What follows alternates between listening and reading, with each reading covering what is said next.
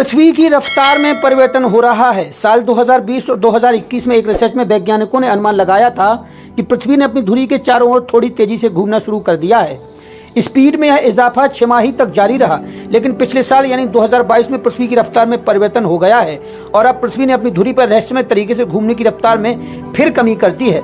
Research कहता है कि पिछले साल 19 जुलाई को देखा गया था कि पृथ्वी में 86,400 सेकंड में अपनी धुरी पर एक चक्कर लगाया, लेकिन इस चक्कर को धरती ने 1.462 मिलीसेकंड तेजी से एक दिन पूरा किया था, यानी दिन 1.462 मिलीसेकंड छोटा हो गया था।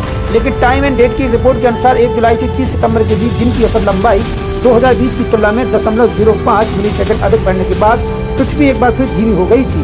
2021 की पहली तिमाही की तुलना में धीमी गति से पृथ्वी घूम रही थी। हालांकि गति अभी भी औसत के ऊपर है।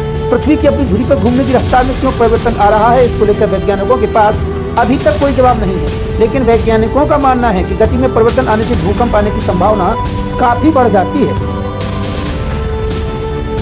लगातार चाल में परिवर्तन ने वैज्ञानिकों के लिए इसे समझना और ज्यादा कठिन कर दिया है। वैज्ञानिक धरती के व्यवहार में आए इस परिवर्तन के पीछे की वजह को जानने की हर कोशिश कर रहे हैं। उनका मानना है कि पृथ्वी की रफ्तार में आया है परिवर्तन शक्तिशाली भूकंप का कारण बनता है, क्योंकि रफ्तार में परिवर्तन की वजह से पृथ्वी का भार एक बार फिर से व्यवस्थित होने लगता है।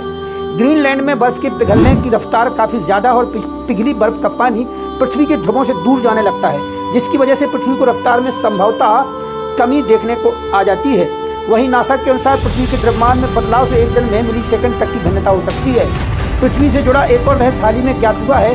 ज्ञात हो कि पृथ्वी का भीतरी हिस्सा गर्म और ठोस लोहे से बना है और धरती का केंद्र घूम रहा है। इसी के कारण पृथ्वी का मैग्नेटिक फील्ड बनता है और अगर ये घुमाव कुछ देर ठहर जाए और फिर दूसरी दिशा में पलट जाए तो इससे धरती पर भयंकर भूकंप आएंगे और तबाही मच जाएगी। वैज्ञानिकों के हालिया अध्ययन से पता चला है कि पृथ्वी का आंतरिक कोर घूमना बंद कर सकता है और फिर धरती विपरीत दिशा में घूमने लग सकती है। धरती का कोर अपने घूमने की दिशा बदल सकता है।